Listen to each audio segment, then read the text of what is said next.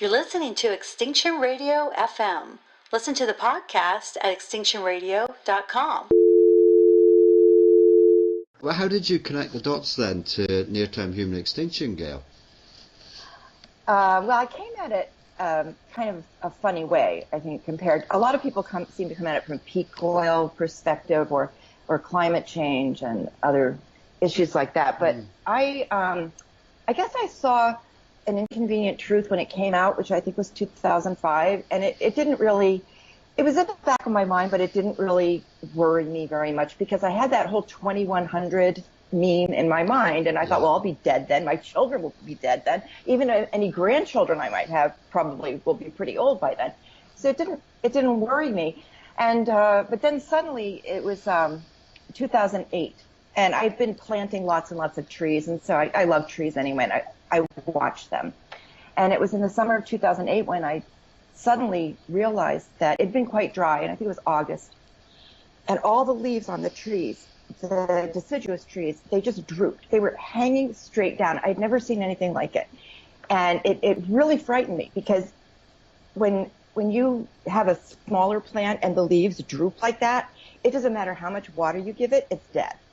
And I started thinking, wow, there's something really wrong with the trees. And I kind of waited till the fall, and I thought, well, maybe it's just the deciduous trees because the pine trees, all the conifers, they look fine. Well, sure enough, like October, November rolled around, and they all started, the evergreen leaves started turning yellow and falling off. And I thought, oh no, this is something really big going on here.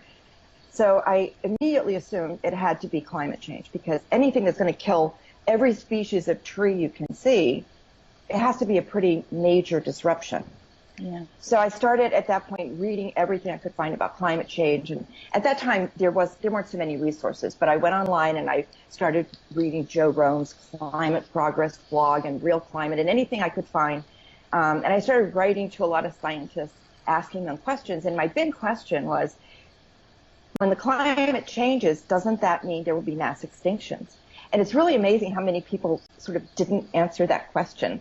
And finally, a paleoclimatologist from somewhere, I think he was in New Zealand, wrote me back, and he just said, climate change is always followed by mass extinction.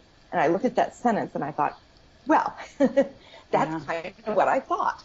And the other person that answered me in a little bit more obliquely but funny was the guy, Jim, who writes Desdemona Despair, if people are familiar with his blog, which is one of the early doomer blogs. I wrote to him with the same question, and he wrote back to me and he said, can you spell albedo effect? And I said, I have no idea what that is. So I looked it up, and it's, dark things absorb more energy than light things that reflect them, and so it's a self-reinforcing feedback loop in the Arctic, as we all know.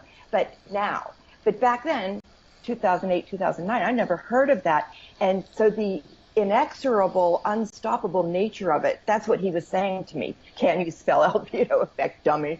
and I was like, I subsequently have met him a few times, and he's a wonderful guy. And I asked him, how did you figure out that the human race is doomed? And he said, well, I was a teenager and I watched that movie Soylent Green. And he said, yep. He said, I watched that. And he's like, that's where we're going.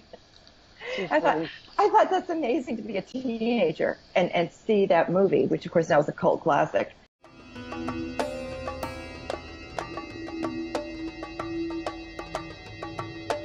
I'm now accepting the reality of the surreal.